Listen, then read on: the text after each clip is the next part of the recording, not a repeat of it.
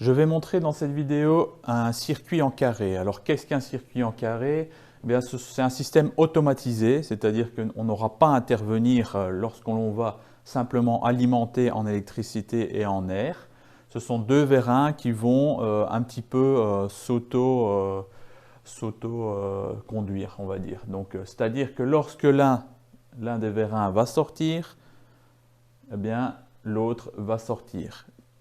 Et lorsque celui-là va sortir, le premier va rentrer. Et donc, le fait que le premier va rentrer, le deuxième va rentrer. Donc ça, c'est un signal carré. Légèrement différent du signal en L, où lorsque le premier sort, le deuxième sort. C'est d'abord le deuxième qui rentre pour que le premier rentre. Donc ce sont deux signaux qui se ressemblent et vous allez voir que la seule différence entre les deux circuits, c'est la liaison entre le capteur et le relais qui actionne, disons, le distributeur. Donc, pour rappel, on utilise des distributeurs 5-2 bistables à commande électrique de chaque côté, 2. Qu'est-ce que l'on va utiliser? On va utiliser différents capteurs. Et ça, je fais exprès pour un petit peu vous montrer les différents capteurs que j'ai à disposition. Alors, j'ai ce capteur-ci, qui est un capteur donc magnétique, qui va détecter la position du piston à l'intérieur de notre vérin. Donc, par exemple, ici, voilà, ils sont déjà câblés. On peut voir une petite loupiote sur notre capteur qui est allumé. Pourquoi? Parce que notre vérin est rentré. Et ici aussi.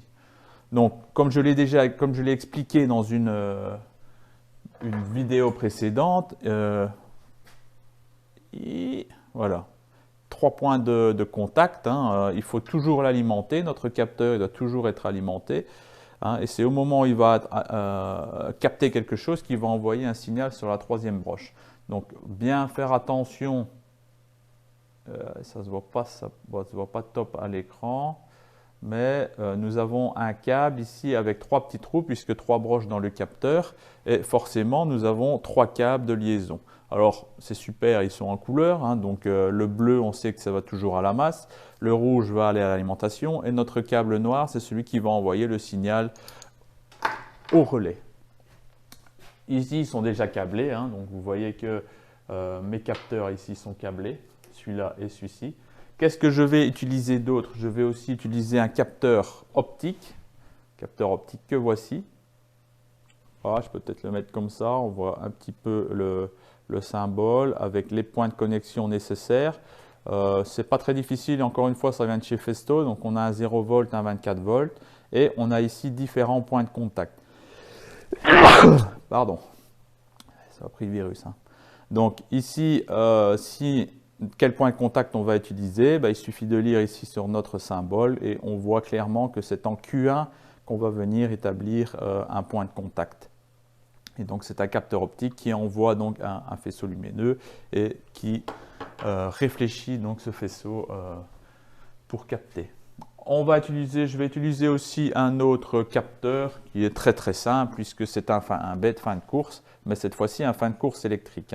Donc hop, lorsque notre vérin va venir actionner notre fin de course ici au-dessus, il va envoyer un signal électrique entre 1 et 4. Donc pas très difficile encore une fois à comprendre le câblage. Je n'ai pas mis ici les câbles de liaison entre notre fin de course ni notre capteur optique, je vais le faire en direct. Petit conseil, faites attention, c'est au calibrage de vos capteurs ici qui sont placés sur les vérins. Pourquoi? Parce que dès que vous bougez un petit peu vos vérins vers la gauche ou vers la droite, vous voyez, ils captent ou ils ne captent pas. Si on veut faire du travail propre, il faudrait venir les visser complètement pour ne plus que ça bouge. Bon, ici, on est toujours en pédagogie, donc c'est normal qu'on démonte, on remonte souvent. Voilà, je ne réexplique pas les câblages des distributeurs, ils ont été expliqués dans une leçon précédente. Le câblage pneumatique est très simple puisque on a chaque fois une arrivée d'air en 1 de nos distributeurs, ici, en 1 et ici, donc 2 arrivées d'air qui partent bien de notre répartiteur et de notre groupe de conditionnement. Et puis les 2 sorties à chaque fois du distributeur vont vers notre vérin. Après, bon, ça peut arriver que vous inversez vos sorties. Justement, en étant simulation, ce que je dis à mes élèves, si vous faites une erreur à ce niveau-là, vous le verrez tout de suite après lors de votre simulation. Donc, l'avantage également, c'est de faire le schéma juste avant. Et donc ça, je le fais. Vous pouvez voir sur ici en bas, je pense que je vais la mettre le schéma de cette installation. Donc voilà, j'ai plus qu'à faire le câblage. Enfin, j'ai plus qu'à. Qu'est-ce qu'il faut venir câbler?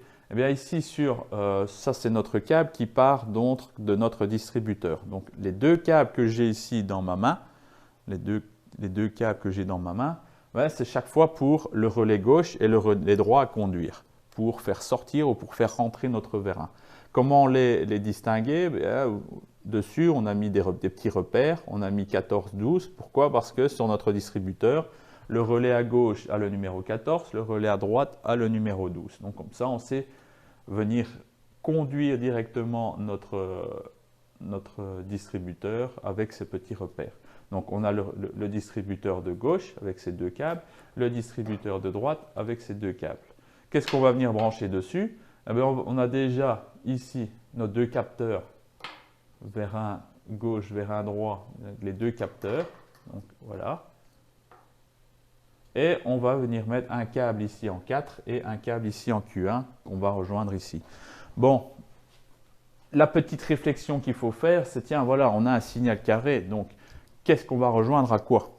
Ben, on va partir d'un point, on va se dire tiens, notre vérin ici est rentré, hein, il sort.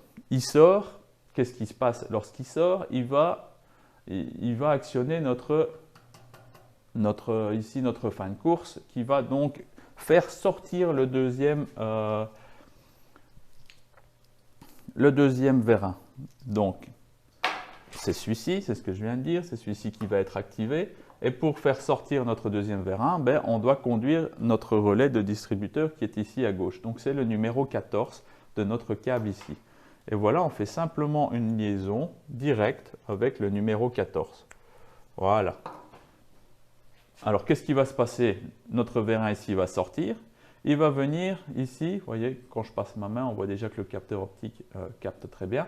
Donc, il va venir ici actionner notre capteur ici. Et ce capteur-là, il sert à quoi? Il sert à actionner la rentrée de notre vérin qui est là-bas. Donc, pour faire rentrer ce vérin, eh bien, c'est le relais de droite de notre distributeur, c'est le numéro 12. Donc, je viens câbler directement au numéro 12 de ce distributeur-ci. Qu'est-ce qui va se passer? Celui-ci va rentrer, le vérin là va rentrer, actionner le capteur qui est ici, qui est déjà actionné pour l'instant puisqu'il est rentré. Et donc, à quoi il va servir? Il va servir à faire rentrer ce vérin-ci.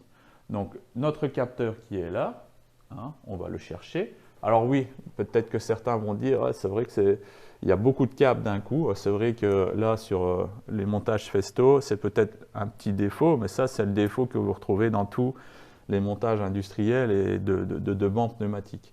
Donc, on va venir ici actionner la sortie de celui-là. Donc, c'est le numéro 14 ici. On prend le numéro, la rentrée de celui-là, donc le numéro 12, pardon, j'ai fait une petite erreur. Voilà. Et on voit que le relais s'actionne. Pourquoi? Puisque notre capteur ici est allumé, donc il actionne bien ce vérin-ci. Donc pour l'instant, il pousse par là.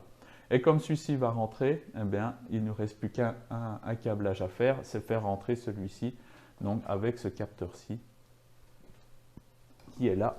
Et on n'a plus que de toute façon un câble à brancher ici, c'est celui-là. Voilà. Alors on fait attention quand même que les câbles ne vont pas venir s'accrocher sur nos vérins pour éviter que pendant la simulation, évidemment, les câbles ne s'arrachent. Alors l'électricité est déjà alimentée. Bon, c'est vrai, on travaille généralement, on ne peut pas travailler sous tension. Bon, ici c'est du 24 volts, il y a très peu de risque quand même. L'alimentation en air, elle, était coupée, je vais l'alimenter. Et si j'ai bien fait mon montage, normalement, on doit avoir un circuit en carré. Donc j'allume et voilà.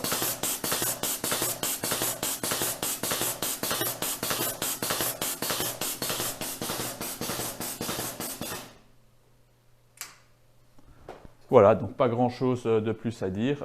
Je peux faire la variante du circuit en L en changeant simplement donc les câblages de mes capteurs sur les relais des distributeurs. Ça, bon, j'ai envie de dire, c'est peut-être à vous essayer, c'est ce que je dis aussi à mes élèves. Faites des changements dans vos câbles et voyez ce que ça donne. Peut-être qu'à un moment donné, ça va bloquer parce qu'ils poussent tous les deux du même côté ou ainsi de suite. Et comme je dis, travaillez aussi avec un schéma parce que ça aide évidemment à comprendre votre montage. Voilà.